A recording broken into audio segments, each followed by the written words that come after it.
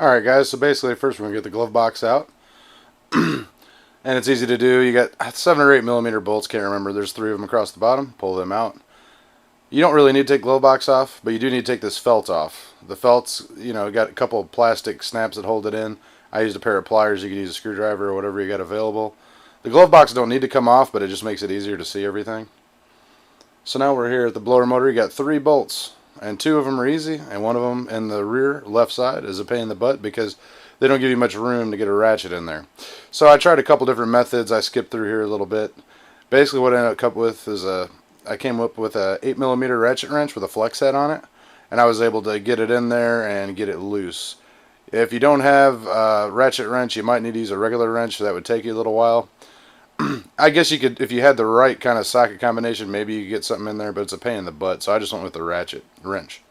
Then you just pull your blower out, pretty simple. But the blower, you got to wiggle it around to get it out. It's kind of doesn't really fit in there very well, so here I grab the new blower motor and get it shoved up in there. Now when I get it up in there, I couldn't get the back bolt started because it was too hard to hold. So I went and got a bottle, which I'll pull up right in a second here, of Downy, like whatever, fabric softener or something. I'll shove it up in there underneath the motor, and that'll hold the blower motor in place so I can start that back bolt. So that's another little trick that'll help you out. And then I was able to start the back bolt, and then the other 2 are pretty simple. So then after you get it secured, plug your motor in, make sure it works. Don't ever try to make sure it works without it being screwed into the HVAC unit, because if you do, it'll spin around everywhere and you could damage something or hurt yourself. So don't ever do that.